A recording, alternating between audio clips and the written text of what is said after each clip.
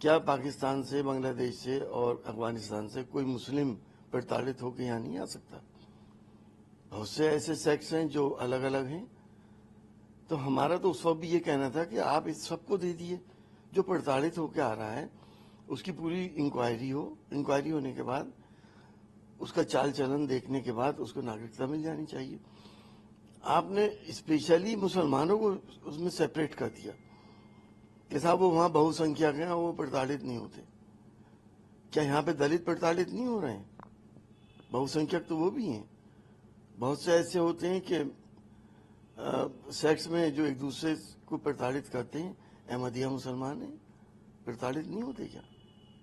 तो ये धर्म के नाम पे डिस्क्रिमिनेट करना इंसानों को, ये आज़ाद हिंदुस्तान की तारीख में पहली बार ऐसा हुआ है कि ऐसा कानून बना है। हमें कानून में कोई दिक्कत नहीं है, सिर्फ दिक्कत इस बात में है कि धर्म के आधार पे इंसानों को मत बांटो। लेकिन उसमें पर्टिकुलर रिलीजन के लोग वहाँ पे प्रताड़ित हो रहे हैं और उसमें जो एक डर लोगों के बीच में, उन्होंने मेंशन भी किया किसी को कोई भ्रांति में नहीं आना चाहिए, ये नागरिकता देने का कानून है, लेने का नहीं है। जो यहाँ रह रहे हैं उनकी नागरिकता पे कोई असर नहीं पड़ेगा। लेकिन उसके बावजूद भी एक डर सा है, क्योंकि 2019 में भी मुस्लिम कम्युनिटी की तरफ से एक बड़ा प्रोटेस्ट देखने को मिला था।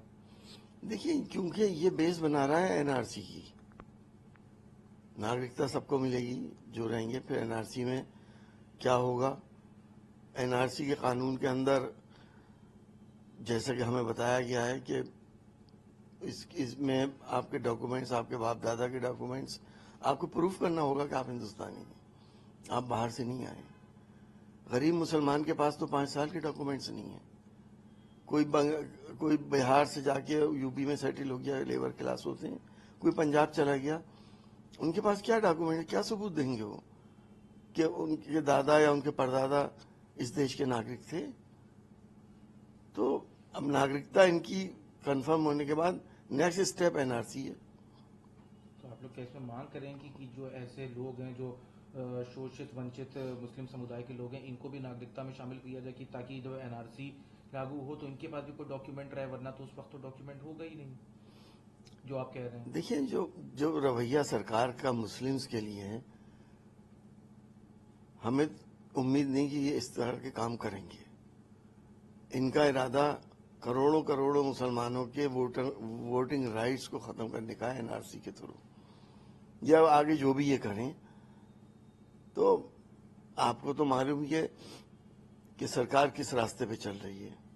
लेकिन ये कह रहे हैं किसी की नागरिकता नहीं जाएगी, उसमें नोटिफिकेशन में साफ साफ जाहिर है कि सीए से मिलेगा।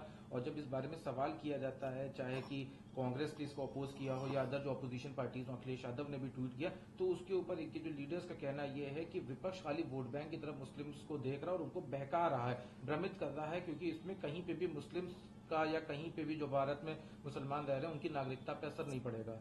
नहीं, हम कब कह रहे हैं पड़ेगा? वो तो नागरिक हैं, लेकिन आप सबको नागरिकता देखिए, उसके बाद जब आप एनआरसी लाएंगे उसके बाद क्या होगा? उसमें तो अगर आदमी कोई एनरोल नहीं है